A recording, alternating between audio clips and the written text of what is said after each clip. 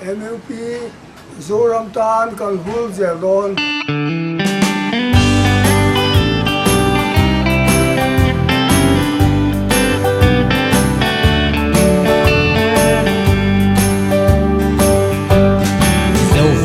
Tên mình ngoan tu MUP Paul rau pui tak chu lalpa ma som kan don zong te ka don changin amak mange hele chen min suai tu a rau pui lalpa no tu kan sil a che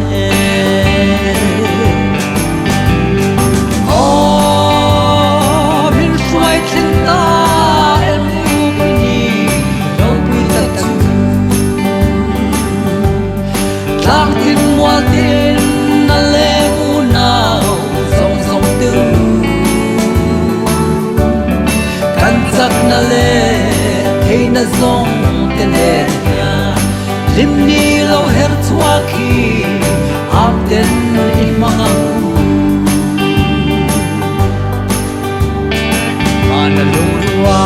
te a len lai ni kha ka ngai mang he a chen ten ri sang mo min liam sang ta si mo kan khwal zin na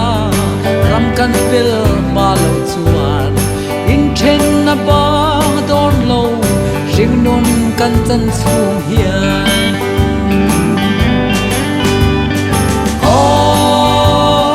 min suai thin ta em u ni lo pi ta tu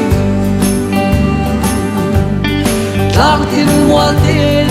na le u nào zong zong tu chắc na le hey na zong ten et ya lim ni lo her chua khi am ten ik manga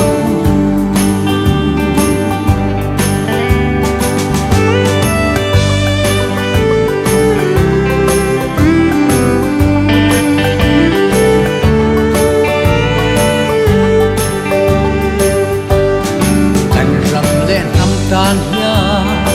thấy top xuyên i bây giờ lang vang lại đi tên ra mua lần liam dâu ta xia căn ti thấy to mi te tan mà zom na sắc minh môi em upi luang in na vul na gro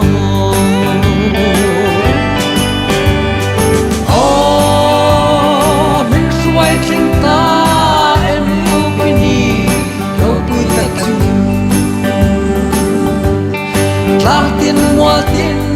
na le u nào zong zong tu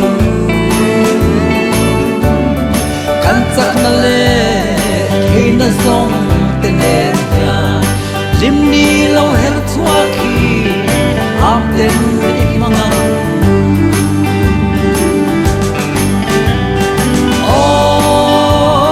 min suai tin ta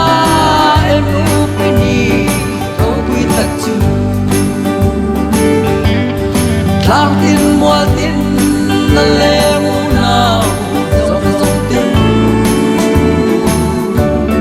kan chắc na le hey na zong ten e ya lim ni lo her chua